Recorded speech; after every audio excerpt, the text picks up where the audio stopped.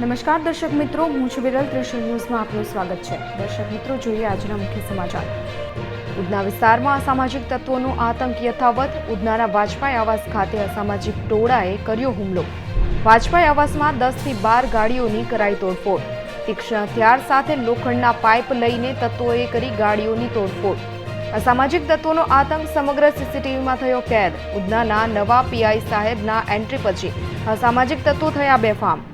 સ્થાનિક પોલીસને અસામાજિક તત્વો પીઆઈ શ્રીને આપી રહ્યા છે ખુલ્લેઆમ ચેલેન્જ.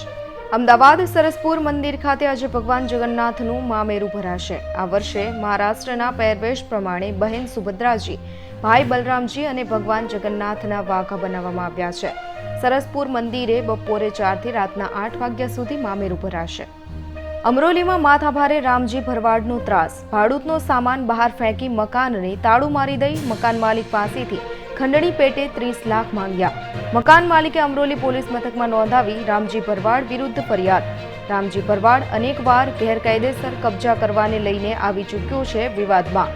1 મહિના અગાઉ પણ મહાનગરપાલિકાની જગ્યા પર ગેરકાયદેસર કબજો કરી લીધો હતો. કબજો લેવા ગયેલી મહાનગરપાલિકાની ટીમ પર હુમલો કરી પાલિકા કર્મચારીનું માથું ફોડી નાખ્યું હતું.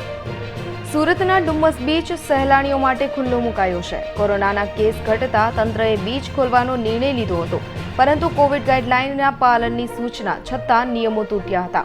લોકોના મોં પર માસ્ક જોવા મળ્યા નહોતા અને સામાજિક અંતરનો અભાવ પણ જોવા મળ્યો હતો.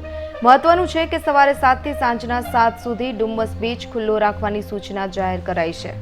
સંસદના ચોમાસુ સત્ર દરમિયાન સંસદની બહાર દરરોજ 200 ખેડૂતો કેન્દ્રના 3 કૃષિ કાયદાઓના વિરોધમાં દેખાવો કરશે, તેમ સંયુક્ત કિસાન મોરચાએ એક નિવેદનમાં જણાવ્યું છે. 40 ખેડૂત સંગઠનોના સંયુક્ત મોરચાએ 2 દિવસ પહેલા પ્રેસ કોન્ફરન્સમાં જણાવ્યું હતું કે ચોમાસુ સત્ર શરૂ થયાના 2 દિવસ પહેલા સંસદમાં કૃષિ કાયદાઓનો વિરોધ કરવા માટે તમામ વિરોધ પક્ષના સાંસદોને ચેતવણી પત્ર આપવામાં આવશે. હાલ રાજ્યમાં કોઈ વરસાદી સિસ્ટમ સક્રિય ન થતા હવે ચોમાસું પાછું ખેંચાયું છે. રાજ્યમાં વરસાદ ખેંચાતા હવે ખેડૂતો ચિંતાતુર બન્યા છે. ગુજરાતમાં થતી ખેતી મોટાભાગે વરસાદ આધારિત હોય છે. જગતના તાતે ખેડૂત પાક માટે વરસાદ પર આધાર રાખવો પડતો હોય છે, કેમ કે રાજ્યના પૂરતા પ્રમાણમાં સિંચાઈની સગવડો જોઈએ તેટલી સારી મળતી નથી. ત્યારે ખેડૂતો વરસાદી સિઝનમાં વાવણી કરતા હોય છે, પરંતુ હવે ચોમાસું પાછું ધકેલાતા ખેડૂતોની ચિંતા વધી ગઈ છે. ફિલિપાઇન્સ એરફોર્સના વિમાન C-130એ રવિવારે દક્ષિણી પ્રાંતમાં ઉતરાણનો પ્રયાસ કરતા વિમાન તૂટી પડ્યું હતું, જેમાં 45 લોકોના મોત નીપજ્યા હતા. જોકે 50 થી વધુને વિમાનના કાટમાળમાંથી બચાવી લેવાયા હતા. વિમાન કેટલાક ગામવાસીઓ પર પણ તૂટી પડ્યું હતું. મૃતકોમાં 42 સૈનિકો સહિત 3 નાગરિકોનો પણ સમાવેશ થાય છે. જો વિડીયો ગમ્યો હોય તો વિડીયો લાઇક કરવાનું ભૂલાય નહીં અને તમારા મિત્રોને પણ શેર કરજો. અને હા, તમારો અભિપ્રાય પણ અમને કોમેન્ટ બોક્સમાં જણાવજો કે અમારો પ્રયાસ તમને કેવો લાગ્યો. દરરોજના મુખ્ય સમાચાર મેળવવા માટે અમારી ચેનલ ત્રિશુલ ન્યૂઝ સબસ્ક્રાઇબ કરવાનું ભૂલાય નહીં. અને જો આ વિડીયો તમે ફેસબુકમાં જોઈ રહ્યા છો તો વિડીયો લાઇક કરી દેજો. અને હા, સાથે સાથે અમારા ત્રિશુલ ન્યૂઝ પેજને પણ લાઇક કરી દેજો. ધન્યવાદ.